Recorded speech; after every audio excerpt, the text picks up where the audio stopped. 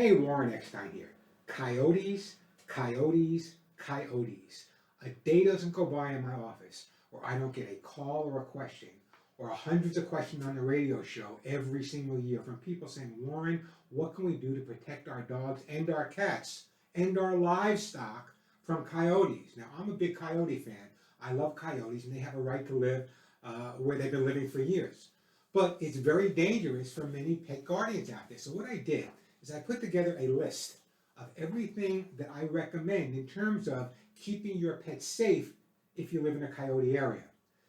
let me, there have been coyotes in Central Park, so there's no such thing as that non-coyote area anymore. They're all over, and they have a right to live too. But listen carefully. Let me go down my list with you, and many of these things will be helpful. So you can either write them down or come back and view this as you need. But this is really critical information, and I urge you to share it with friends of yours as well. Number one on my list is do not feed coyotes or any other wildlife, especially in their human habitation.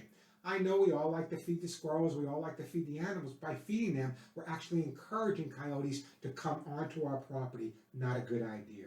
Number two, coyotes can be discouraged from hanging around homes by scaring them off every time they're seen. You know, for many years I lived in Sedona, Arizona, which is literally surrounded by coyotes. It's coyote country. And when I saw them, they were kind of cute and adorable. I wanted to go play with them, but of course I couldn't. So I would chase them away. I would use a loud air horn, which, by the way, I had specially made these air horns at my website, thepetshow.com, which will scare the coyotes off. And if they're scared off consistently, they won't come back. They'll find someplace else. Now, this is real important as well. Keep all garbage and plastic in metal containers that are tightly secured. You know, if the coyotes smell food, if they know food's around, they're going to head that way. So with your garbage pails, because we throw food in them, obviously, make sure there's a heavy lid on top the coyotes can't get to. I remember years ago, they used to have these little springs that you put on top of your garbage pail that will lock into the handles to prevent the lid from coming off. So something else you might want to check into. And I know a lot of people like to feed the stray animals, you know, but here's the scenario. Bring pet food inside to a secure location every night, or better yet, feed your pets indoors. You know, leaving cat food out at night, and I know we want to do that during the day is one thing, but at night, again, we're going to encourage those coyotes with the smell of that food. And not only are they going to get to the food, but you know what's eating the food is your cats, or the feral cats that are out there. Therefore, they become the perfect source of a meal for coyotes. Now, this is one that a lot of people don't think about. Listen, I am so environmentally conscious, and most of my listeners are as well. If you have an outdoor compost, be sure the bin is securely built and has a lockable lid. But here's something you may not know.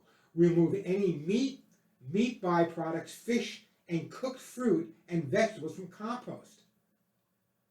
Because if you put it in there, again, you're attracting coyotes. Now, they may not be able to get into the compost because you're smart enough to put that lid on it, but they're still going to come into that area. So keep the meat and the fish and the cooked fruit away. And they say if you add a little lime, it'll help reduce the odor and aid the composting process as well.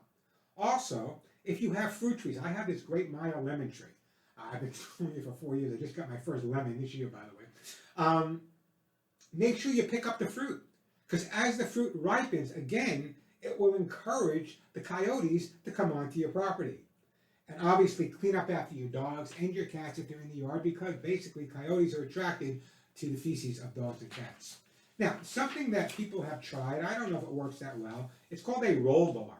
On the top of your fence, where you have your pets maybe, you can put a roll bar, so when coyotes come on it, they can't get over it, they slide off. I don't know if it works 100% of the time, but it's something you may want to consider. And in severe cases, and you know, if there's 1 or 2 coyotes in the hood, then you can basically use a have-a-heart, a humane trap them, and have them removed to another area. Listen, coyotes are amazing animals. They can survive just about anything, okay? They've been around for thousands and thousands of years. And people that say, just kill them, just do this, just do that, is ridiculous. We have to learn to live within the environment. We all live here together. But if we're conscientious and take the time to really say what we can do to protect our dogs, protect our cats from these coyotes, that'll give them the opportunity to live in the wild, keep them away, because if there's nothing attracting them into our neighborhoods, why would they be there? It's just that simple. And again, I just love coyotes. I do. I love watching them in the wild. I don't want them on my property, anywhere near my dogs, but I love watching them in the wild. But listen, if you take heed and follow the advice I just gave you, is it 100% foolproof? No. Is it 90% foolproof? Probably not. But it's foolproof enough where it may just be the one thing that you need to do to protect your dog or cat. So follow my advice. I'll talk to you all on the air next week. Until then, you know what to do. Give all your pets a big hug and a kiss for you, and one between the ears for me. Warren Eckstein. See you on the air.